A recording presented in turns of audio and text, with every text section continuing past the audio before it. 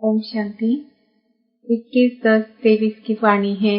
मीठे बच्चे सदा खुशी में तब रह सकेंगे जब पूरा निश्चय होगा कि हम भगवानुवाच ही सुनते हैं।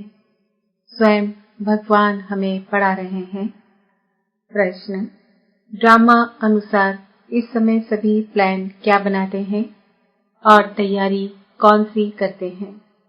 उत्तर, इस समय सभी प्लान बनाते हैं।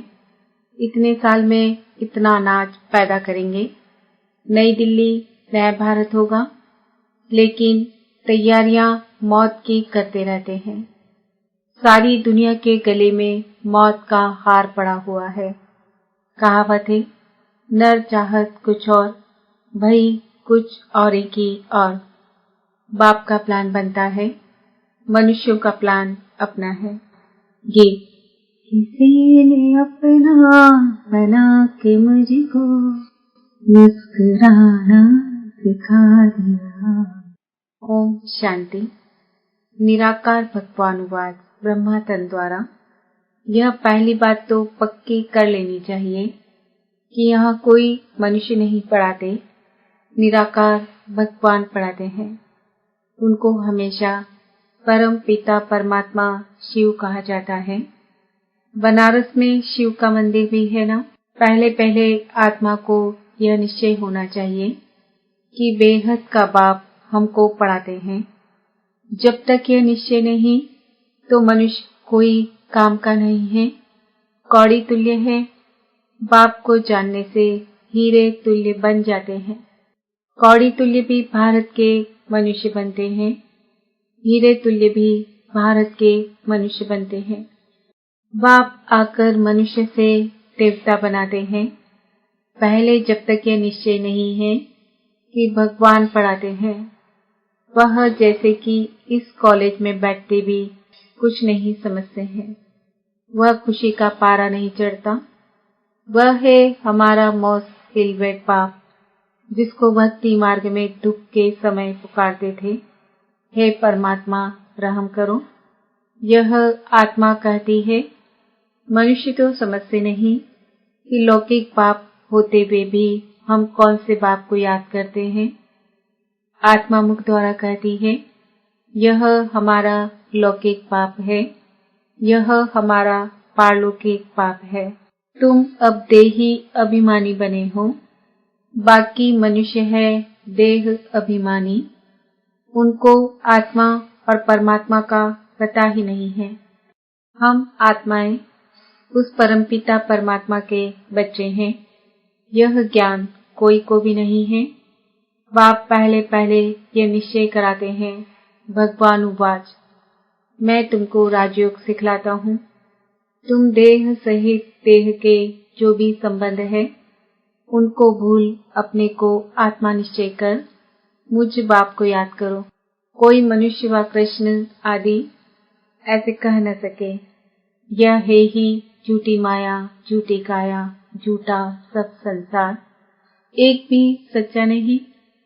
सचखंड में फिर एक भी झूठा नहीं होता। यह लक्ष्मी नारायण सचखंड के मालिक थे, पूज्य थे। अभी भारतवासी धर्म भ्रष्ट कर्म भ्रष्ट बन पड़े हैं, इसलिए नाम ही है भ्रष्टाचारी भारत। भ्रष्टाचारी भारत सतयुग में होता है।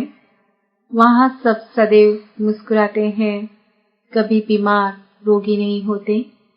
यहाँ भल कहते हैं, फलाना स्वर्ग पधारा, परंतु जानते कोई भी नहीं है। इस समय का राज्य भी मृग तृष्णा के समान है। एक हिरण की कहानी है ना, पानी समझ अंदर गया और दलदल में फंस गया। तो इस समय है डूबन का राज्य। जितना श्रृंगारते हैं उतना और ही गिरते जाते हैं। कहते रहते हैं, भारत में अनाज बहुत होगा, यह होगा, होता कुछ भी नहीं।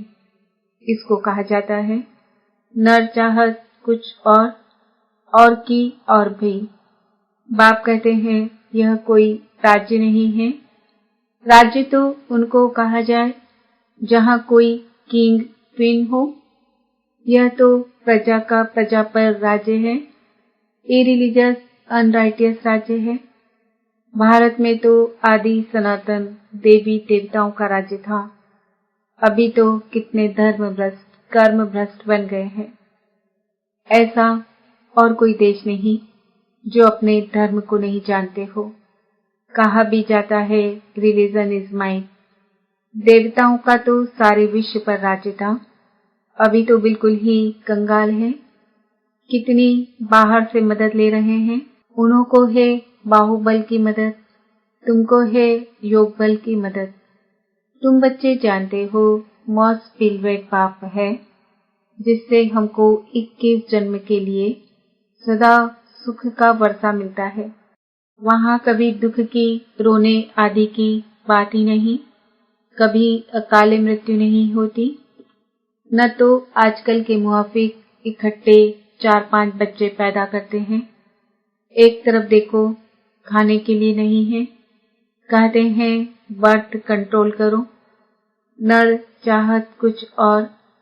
समझते हैं न्यू दिल्ली नया राज्य है, परंतु है कुछ भी नहीं। मौत सबके गले में पड़ा है। मौत की पूरी तैयारी कर रहे हैं। बरोबर 5000 वर्ष पहले मुआफिक यह वही महाभारत लड़ाई है। बाप कहते हैं यह तो कोई राज्य नहीं है, यह मृग तृष्णा मिसल है। द्रौपदी का भी मिसाल है ना। तुम सब द्रौपदियां हो। बाप का तुमको फरमान है कि इन 5 विकारों पर जेब पहनो। हम प्रतिज्ञा करते हैं, हम सदा पवित्र रह भारत को पवित्र बनाएंगे। यह पुरुष लोग पवित्र रहने नहीं देते। कई गुप्त गोपिकाएं कितना पुकारती हैं कि यह हमको मारते हैं। तुम जानते हो यह काम महाशत्रु तो मनुष्य को आदि मध्य अंत दुख देने वाला है। बाप कहते हैं इस पर तुम्हें जीत पानी है। गीता में भी है भगवान उवाच, काम महाशत्रु है, परंतु मनुष्य समझते नहीं। बाप कहते हैं पवित्र बनो, तब तुम राजाओं का राजा बनेंगे। अब बताओ राजाओं का राजा बनना है या पतित बनना है। यह एक अंतिम जन्म। बाप कहते हैं मेरी खातिर पवित्र बनो। अपवित्र दुनिया का विनाश, पवित्र दुनिया की स्थापना हो जाएगी। आधा कल्प तुमने विष पीते पीते इतना दुख देखा है। तुम एक जन्म यह नहीं छोड़ सकते हो। अब पुरानी दुनिया का विनाश और नई दुनिया की स्थापना हो रही है। इसमें जो पवित्र बनेंगे और बनाएंगे वही ऊंच पद पाएंगे। यह राजयोग है। तुम कहते हो हम ब्रह्मा कुमार कुमारियां हैं, तो बरोबर प्रजापिता ब्रह्मा की संतान भी हैं। ब्रह्मा शिव का बच्चा है, तुमको वर्षा देने वाला शिव है। यह इनकॉर्पोरियल गॉड फादरली यूनिवर्सिटी है। वह हेवन स्थापन करने वाला, वर्षा देने वाला शिव है। वही गॉड फादर ब्लिसफुल, नॉलेजफुल बाप बैठ पढ़ाते हैं। परंतु जब देह अभिमान निकले तब बुद्धि में बैठे, तकदीर में नहीं है, तो फिर धारणा नहीं होती। बरोबर जगत पिता के तुम बच्चे हो। ब्रह्मा कुमार कुमारियां राजयोग सीख रहे हैं। तुम्हारा ही यादगार खड़ा है। कितना अच्छा मंदिर है। उनका अर्थ तुम बच्चों के सिवाय कोई भी नहीं जानते। पूजा करते, माथा टेकते, सब पैसे गंवा दिए। अभी बिल्कुल ही कौड़ी तुल्य बन गए हैं। खाने के लिए अन्न नहीं। अब कहते हैं बच्चे कम पैदा करो। यह कोई मनुष्य की ताकत नहीं जो कह सके कि काम महाशत्रु है। यह तो जितना कहेंगे कम पैदा करो उतना ही जास्ती पैदा करेंगे। कोई की ताकत चल नहीं सकती। तुम बच्चों को पहले पहले यह बात समझानी है कि यह गॉड फादरली यूनिवर्सिटी है। भगवान एक है।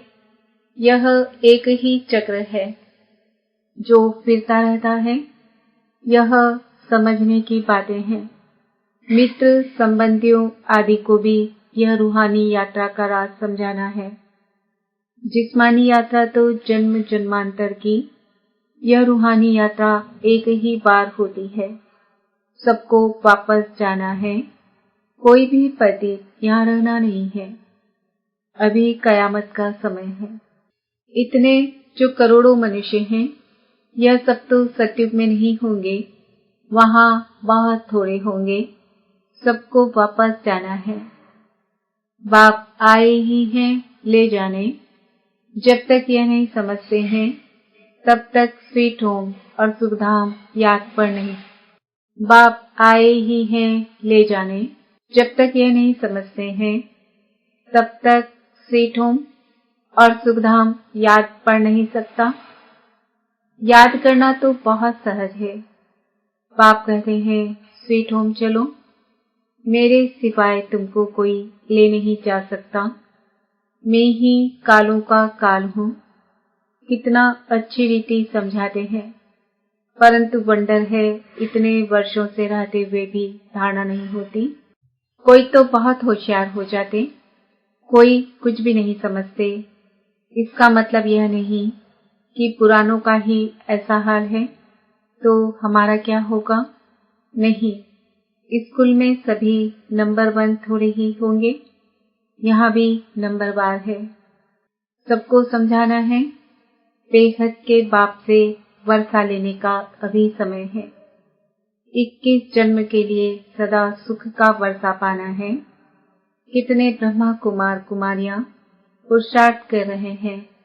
नंबरवार तो होते ही हैं। तुम जानते हो, पतित पावन एक ही बाप है, बाकी सब है पतित। बाप कहते हैं सबका सद्गति दाता एक है, वही स्वर्ग की स्थापना करते हैं। फिर सिर्फ भारत ही रहेगा, बाकी सब विनाश हो जाएंगे। मनुष्यों की बुद्धि में इतनी बात भी नहीं बैठती है। बाप कहते हैं बच्चे मेरे मददगार बनो, तो मैं तुमको स्वर्ग का मालिक बनाऊंगा। हिम्मते मर्दा मददे खुदा। गाते तो हैं खुदाई खिदमत का, वास्तव में वह है जिस्मानी सैल्वेशन आर्मी। सच्चे सच्चे रूहानी सैल्वेशन आर्मी तुम हो। भारत का बेड़ा जो डूबा हुआ है, उनको सैल्वेज करने वाली तुम भारत माता शक्ति अवतार हो। तुम गुप्त सेना हो। शिव बाबा गुप्त तो उनकी सेना भी गुप्त। शिव शक्ति पांडव सेना। सच्ची सच्ची सत्यनारायण की कथा यह है, बाकी सब है झूठी कथाएं। इसलिए कहते हैं सी नोई विल हियर नोई विल। मैं जो समझाता हूँ वह सुनो। यह है बेहद का बड़ा स्कूल। इस यूनिवर्सिटी के लिए यह मकान बनाए हैं। पिछाड़ी में यहाँ बच्चे आकर रहेंगे। जो योग युक्त होंगे वह आकर रहेंगे। इन आंखों से विनाश देखेंगे। जो स्थापना तथा विनाश का साक्षात्कार तुम अभी दिव्य दृष्टि से देखते हो, फिर तुम इन आंखों से देखेंगे। इसमें बड़ी विशाल बुद्धि चाहिए। जितना बाप को याद करेंगे, उतना बुद्धि का ताला खुलता जाएगा। अगर विकार में गया तो एकदम ताला बंद हो जाएगा। स्कूल छोड़ दिया तो फिर ज्ञान बुद्धि से एकदम निकल जाएगा। पतित बना फिर धारणा हो ना सके। मेहनत है, यह कॉलेज है विश्व का मालिक बनने के लिए। यह ब्रह्मा कुमार कुमारियां शिव बाबा के पोत्रे पोत्रियां हैं। यह अब भारत को स्वर्ग बना रहे हैं। यह रूहानी सोशल वर्कर्स हैं जो दुनिया को पावन बना रहे हैं। मुख्य है ही प्योरिटी। भ्रष्टाचारी दुनिया थी, अभी भ्रष्टाचारी है।